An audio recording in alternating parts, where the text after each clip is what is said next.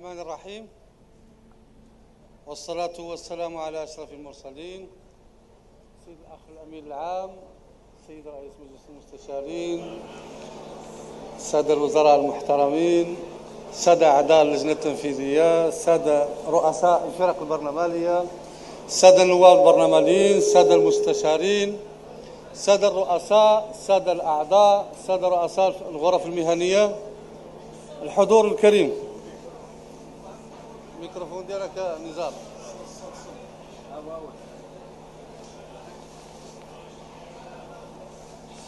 أيها الحضور الكريم، أنا بدوري ما غادي نطول،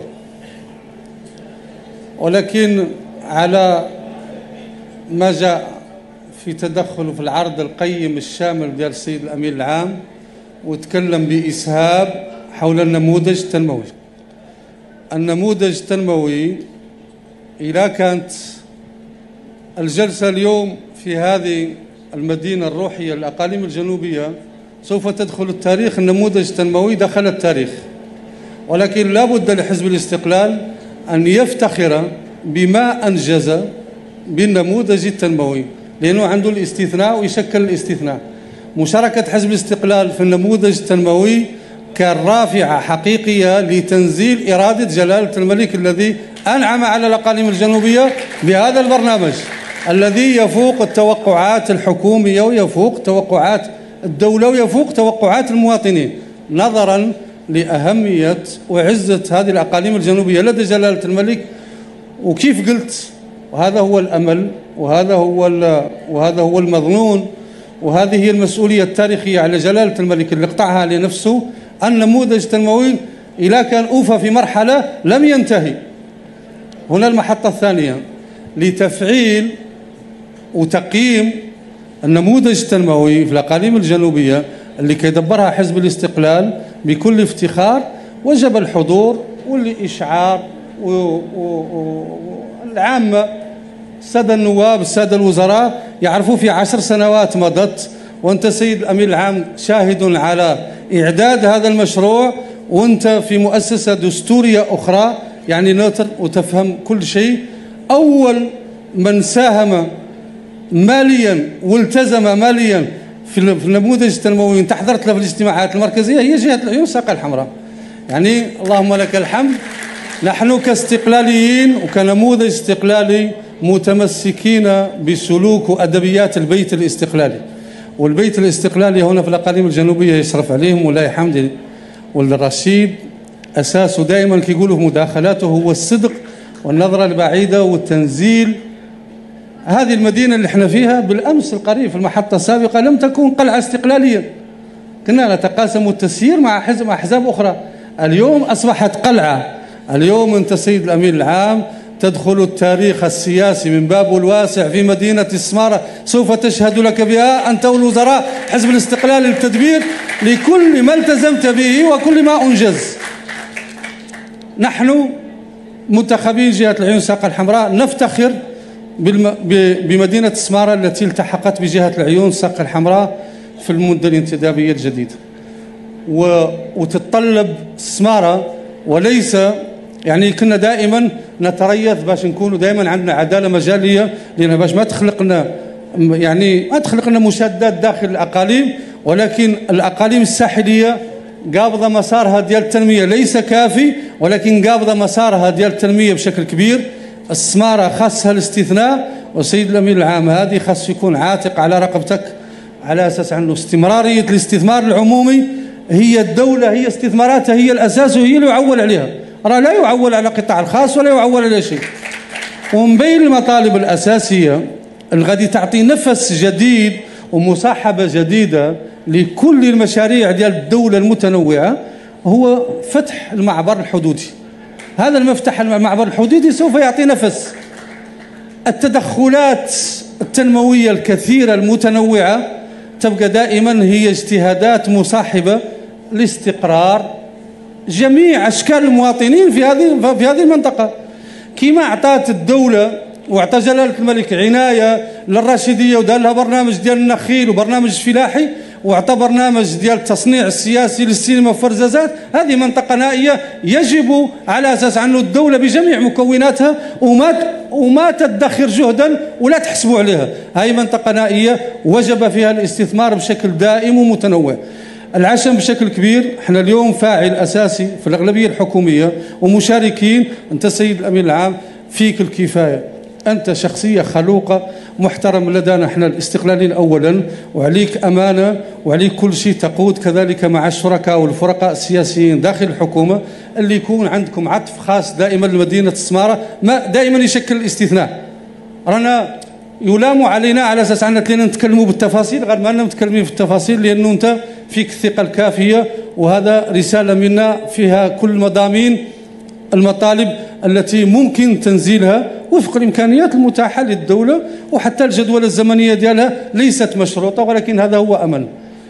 جوج، جانب التكوين تكلمت فيه حاضر في العرض ديالك. خاصك تعرف السيد الأمين العام عنه على أساس أنه المنتخبين الاستقلاليين في الأقاليم الجنوبية يقومون بمساعدة الدولة بجميع مكوناتها في التكوين. هذه الكلية اللي كاينه هون ديال التشريع نحن نساهم في مساعدة لجلب الأساتذة ولسد الثغرات. هذه المستشفيات اللي خلقت زوبعة على النقاش العمومي والسياسي الآن الشعبوي على المستوى الوطني وداير ضجة وطنية كبيرة، نحن هون على مستوى المستشفيات نساعد في صمت بمسؤولية تامة. مستشفى ديال السمارة جهزت الجهة كاملا بكل شيء، تدبير ديال الأطباء نفس الشيء، مركز تصفية الكلي. نتكلم تقول على المطار، كي بغيت الطبيب يتم تحفيزه وخا تعطيه 20 مليون وتقول له جي للسمارة، تعطيه 20 مليون ما ولا يجي.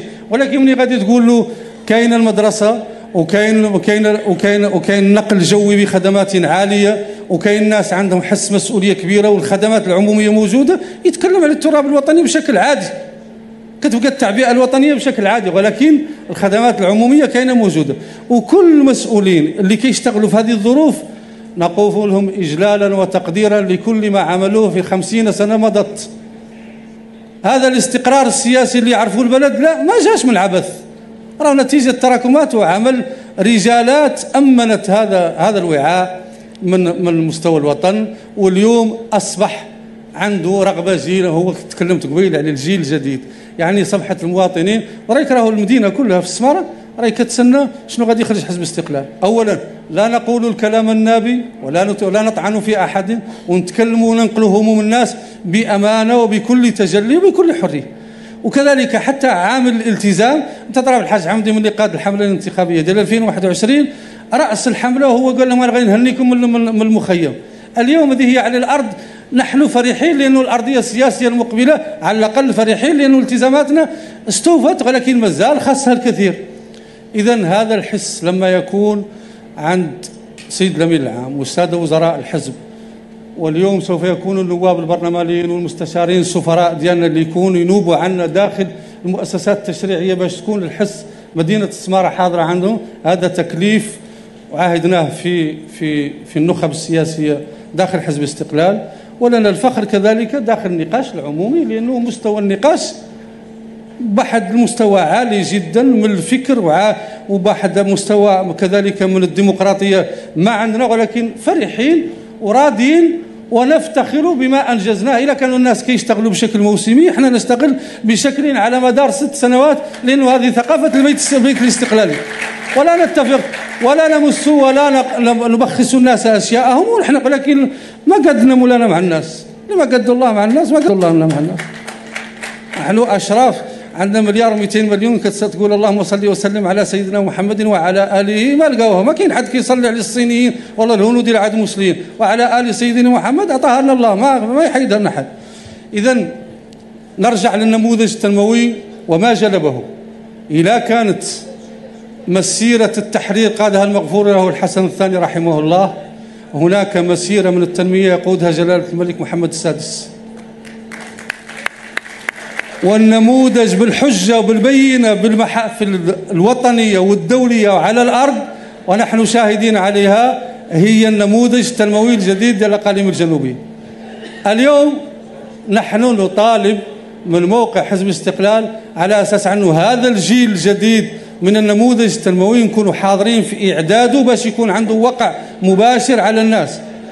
مداخلة السيد الأمين العام تكلم فيها في عنصر مهم وهو العنصر البشري، وهو الإنسان المواطن في الأقاليم الجنوبية. الأهمية به استحضار له، راه لا بد له سوق العمل، لا بد له يكون تنوعه يعني هذا الاستقرار السياسي وهذه نعم الله ديال الأمن نعم الله علينا بها، وهذه المكاسب السياسية اللي كتمشي في القضية الأم الكبيرة وهي الأساسية يجب استغلالها.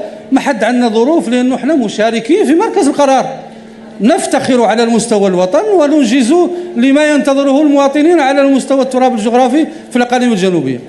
هذه القلعة اللي تعزز بها البيت الاستقلالي هو الدين على رقبتك السيد الأمين العام والسادة الوزراء والسادة المستشارين البرلمانيين والنواب تترافعون باستمرار على مدينة السمارة. يخصها كل شيء ولا يكفيها شيء، ونحمد الله ونشكر كل من ساعدنا، وكل ما اعتنى بها سوف يعتني به مولانا إن شاء الله، والبخيل من لا يضمن على الله. ما نطول، والسلام عليكم ورحمة الله. للمزيد من الأخبار الدولية والوطنية لا تنسوا متابعتنا على الموقع الإخباري لو 68 والنت.